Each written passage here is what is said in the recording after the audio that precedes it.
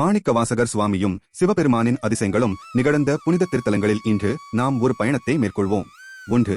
திருப்பெருந்துறை, திருப்புமுனை. இப்போது ஆவுடையார் கோவில் என்று அழைக்கப்படும் திருப்பெருந்துறையில் எங்கள் பயணம் தொடங்குகிறது. அரச குதிரைப்படைக்கு சிறந்த அரேபிய குதிரைகளை வாங்க பாண்டிய மன்னர் அமைச்சராக இருந்த மாணிக்கவாசகருக்கு ஒரு பெரிய தொகையை கொடுத்தார். மாணிக்கவாசகர் திருப்பெருந்துறையை அடைந்தபோது சிவபெருமானையே குறுவேடத்தில் சந்தித்தார். அந்த தரிசனத்தில் ஞானம் பெற்று மனம் மாறிய அவர் மன்னரின் பணம் அனைத்தையும் செலவழித்து கோயில் கட்டி அங்கேயே சிவபெருமானுக்கு சேவை செய்தார்.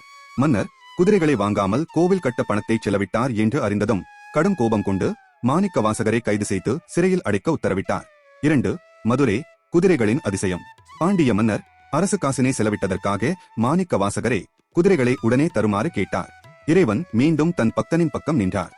அவர் மந்திர சக்தியுள்ள குதிரைகளை அனுப்பினார். அவை இரவில் மதுரைக்குள் பாய்ந்து வந்தன. ஆனால் காலை சூரியோதயத்துக்கு அவை நரிகளாக மாறின. மன்னர் அதிசயத்தில் உறைந்தார். ஆனால் இப்போது அவர் விதித்த தண்டனைகள் மிக கொடுமையானவையாக இருந்தன. அவர் கனமான கற்களால் கட்டப்பட்டார். கொளுத்தும் வெயிலில் சுட்டெரிக்கும் மணலில் அவர் படுக்க வைக்கப்பட்டார்.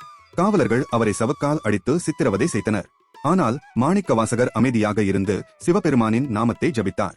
அதிசயம், அவர் பிரார்த்தித்துக் கொண்டிருக்க மேகங்கள் திரண்டன. கோடைக்கால நடுப்பகுதியில் அதிசயமாக கனமழை பெய்தது. எரியும் மணல் உடனே குளிர்ந்தது. அவரை கட்டிய கயிறுகள் சாய்ந்தன. கற்கள் கீழே விழுந்தன. மதுரை நகரம் முழுவதும் நீரில் மூழ்கியது.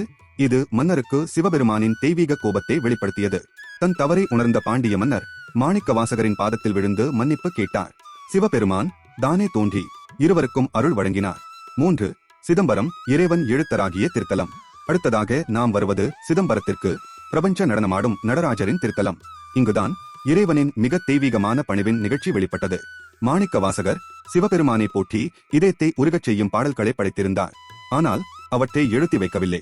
அதனால் சிவபெருமான் தானே ஒரு வயதான பிராமணர் வடிவில் வந்து கோயிலுக்குள் அமர்ந்து துறவி ஓதிய ஸ்லோகங்களை வார்த்தைக்கு வார்த்தை எழுதினார். அர்ச்சகர்கள் கடைசி ஏட்டை படித்த போது அவர்கள் அதிர்ச்சியில் உறைந்தனர். இறைவனால் தானே எழுதப்பட்டது என்று இருந்தது.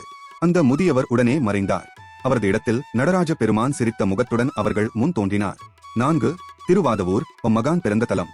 மதுரைக்கு அருகிலுள்ள அமைதியான திருவாதவூர் கிராமத்தில் இந்த தெய்வீக ஆன்மா பிறந்தார்.